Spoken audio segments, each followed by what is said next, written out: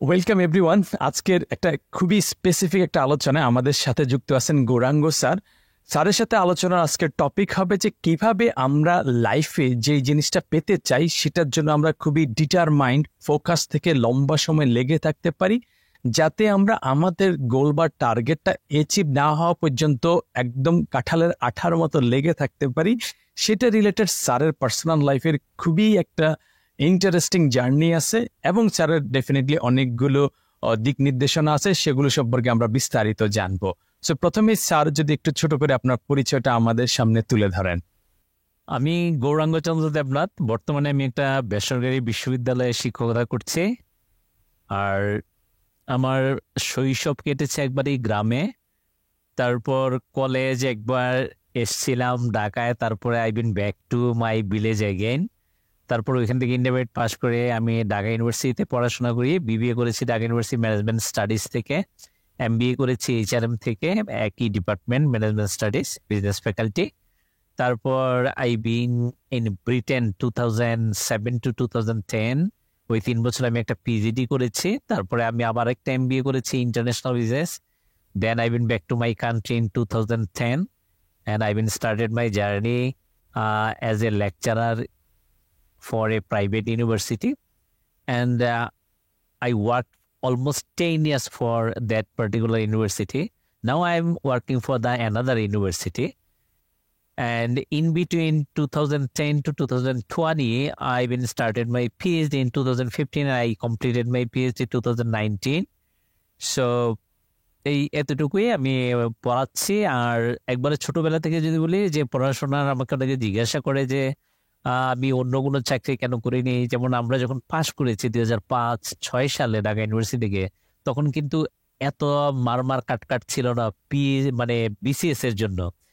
তো আসলে আমি স্টুডেন্টদের সাথে থাকতেই পছন্দ করি, স্টুডেন্টদের সাথে ছিলাম ছোটবেলা থেকেই। কথা প্রসঙ্গে যদি আসে তখন হয়তো বলতে পারবো যে আমার বাবা মারা যায় অনেক ছোটবেলায়, তারপর থেকে টিউশন করি, টিউশন করে এই পর্যন্ত আসছি, যার জন্য স্টুডেন্টদের সাথে যে একটা সম্পর্ক, আই ফিল ভেরি গুড। এটা স্টিল এখনো যে আমার অনেক পছন্দের একটা জায়গা, যে ছাত্রছাত্রীদের সাথে আমার খুব ভালো একটা সম্পর্ক আছে। এই আপনার এইচএসসিতে ইন্টারমিডিয়েটে একটা সিরিয়াস একটা লাইফের ট্রানজিশন পয়েন্ট ছিল, খুবই খুবই সিরিয়াস একটা লাইফের একটা চ্যালেঞ্জ আপনার সামনে চলে আসছিল। সেটা সম্পর্কে যদি, সিচুয়েশনটা কি ছিল, আপনাকে কি কি করা লাগছিল, সেই রিলেটেড যদি বিস্তারিত একটু আমাদেরকে বলেন। আসলে আমি এই যে বললাম আমি গ্রামে ছিলাম আবার শহরে এসেছিলাম, ওই ব্যাপারটাই যে আমি গ্রাম থেকেই এসএসসি পাস করি 1994-এ। তারপরে আমি ঢাকা শহরে আসি। তখন ভালো কলেজ বলতে ঢাকা শহরে দুইটা কলেজ কি মনে করা হতো, নর্ডেম কলেজ আর ঢাকা কলেজ। আমি ওই বছর আমি অ্যাকচুয়ালি ইন্টারমিডিয়েটে পেয়ে মেট্রিক এসএসসিতে পেয়েছিলাম 798। আর 94 সালে ঢাকা কলেজের ফর্ম বিক্রি করেছে সায়েন্স থেকে 800 নম্বরের জন্য। 800 নম্বর যাদের আছে তারা ফর্ম কিনতে পারবে, যার জন্য আমি ফর্ম কিনতে পারিনি। আর নর্ডেম কলেজে আমি পরীক্ষা দিয়েছিলাম, আমি চান্স পাইনি। তারপর রেসিডেন্সিয়ালে পড়ার খুব ইচ্ছে ছিল, বাট আমাদের আর্থিক অবস্থাটা তেমন ভালো ছিল না যে রেসিডেন্সিয়ালে আমাকে পড়ানোর মতো। তারপরে আমি আমার দাদার সাথে আমি থাকতাম, এটা শনি রাখরা। আমি তখন সরোয়ার্দী কলেজে ভর্তি হই পুরান ঢাকায় লক্ষ্মীবাজারে। তো আমি 96 সালে ফেল করি। এখন এই ফেল করার পিছনে অনেকগুলি কারণের মধ্যে একটা কারণ হয়তো ছিল আমার অবহেলা ছিল, বা এসএসসিতে আমাদের দেশের শিক্ষা কারিকুলামের একটা ল্যাকিংস তো আছেই। এসএসসির যে আমাদের সিলেবাস আর এইচএসসির যে সিলেবাস ইজ হিউজ ডিফারেন্ট। কারণ এসএসসির ফিজিক্স, কেমিস্ট্রি আলাদা আলাদা দুইটা বই, 100 নম্বর করে 200 নম্বর। আর এই যে 100 নম্বর 200 নম্বর মানে ছোট ছোট দুইটা বই। ইন্টারমিডিয়েটে গিয়ে এটা ফিজিক্স, কেমিস্ট্রি 400 নম্বরের 4টা বই। এর মানে একটা বইয়ের যতটুকু পড়া মেট্রিকের 2টা বই এর চেয়ে অনেক কম পড়া। তো ওই হিসাবে এক তো আমি গ্রামে ছিলাম, গ্রাম থেকে এসছি। শহরের স্টুডেন্টরা যতটুকু আপডেটেড, এখন আমার ছেলে যতটুকু বুঝে, আমি দেখি যে গ্রামের ছেলে মেয়েরা এর দ্বারে কাছে নাই। কারণ একটাই, কারণ গ্রামের ছেলে মেয়েদের বাবা মা আর শহরের ছেলে মেয়েদের বাবা মার মধ্যে অনেক পার্থক্য আছে।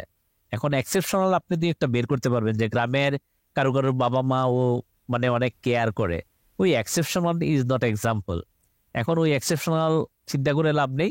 তো আমি শহরে আসার পরে আমি ঠিকভাবে সোহরাওয়ার্দী কলেজে ভর্তি হয়েছি ওইখানে। তখনকার সময় I am talking about almost 30 years back, 30 বছর আগের ঘটনা। 94 পরীক্ষা দিয়েছি, এটা 2024। তখন রাজনৈতিক একটা বলয়ের মধ্যে এই বিভিন্ন সরকারি কলেজগুলি ছিল, ঠিকভাবে ক্লাস হতো না, এটা একটা প্রবলেম ছিল। ক্লাস হতোই না বললে হাতে গোনা কয়েকটা ক্লাস হতো সরকারি কলেজ যেহেতু ছিল। তারপর পরীক্ষা দিয়ে 96 সালে আমি ফেল করি। এখন ওই যে বললাম ফেল করার আমার গাফিলতি ছিল। আর যদি বলি যে কলেজেরও ছিল, ঠিকভাবে ক্লাস হইতো না, তারপরে আবার সরকারি কলেজ ক্লাস হইলে হয় না হইলে নাই। তো শেষ পর্যন্ত আমি ইন্টারমিডিয়েটে ফেল করি 96 সালে। যদিও সারা দেশের রেজাল্টই খারাপ ছিল, আমি সবসময় বলি এটা যে সবচেয়ে বড় ডিজাস্টার মনে হয় 96 সালেই ছিল। কারণ সবচেয়ে বেশি পাশ করেছিল ঢাকা বোর্ডে 24%, এর মানে 100 জনের মধ্যে 76 জন ফেল। আর সবচেয়ে কম পাশ করেছিল যশোর বোর্ডে, মাত্র 16%, এর মানে 100 জনের মধ্যে 84 জন ফেল। এর মধ্যে আমি তাদের মধ্যে একজন আর কি। তো আমি তখন এখন তো 3 মাস পরে বা 2.5 মাস পরেই রেজাল্ট দেয়। 30 বছর আগের ঘটনাটা কিন্তু এমন ছিল না, 5, 6, 7, 8 মাস লাগতো রেজাল্ট দিতে। তো দেখা গেল হয়তো 6-7 মাস। আমার এখনো মনে আছে এপ্রিলে হয়তো পরীক্ষা দিচ্ছি, মে, জুন, জুলাই, আগস্ট, সেপ্টেম্বর বা আগস্টের লাস্ট উইকে আমাদের রেজাল্ট দিল, দুর্গাপূজার কয়েকদিন আগে। তো রেজাল্ট দেওয়ার পরে তারপরে ফেল করলাম। আমি যেহেতু গ্রামে যা হয় আর কি, যে শহরে আপনার পাশের ফ্ল্যাটে কে আছে কি করছে আপনি কিন্তু জানেন না, বাট গ্রামে কিন্তু এক গ্রাম থেকে আরেক গ্রাম কে কি করছে এটা সবাই জানে। তো সব মানে হই হই রই রই পড়ে গেল যে যেই ছেলেটা এই স্কুল থেকে ফার্স্ট হয়েছিল ওই ছেলেটা ফেল করেছে শহরে গিয়ে।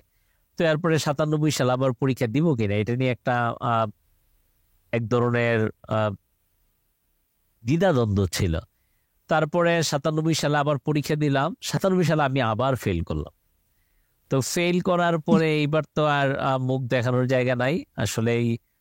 এইটা তখনও দুর্গাপূজার আগে পরীক্ষার রেজাল্ট দিল। তারপরে গ্রামে গেলাম, দেখলাম আমাদের গ্রামটা একটা হিন্দু অধ্যুষিত একটা গ্রাম। আমাদের গ্রামের নাম তালিমনগর, এটা রামকৃষ্ণপুর হোমনা উপজেলা, কুমিল্লা জেলা। তো অনেকগুলি পূজা হয়, পুজোয় গ্রামে শহর থেকে অনেকে বেড়াতে যায়, বাট আমার সাথে কেউ কথা বলে না, মানে যা হয় আর কি গ্রামে।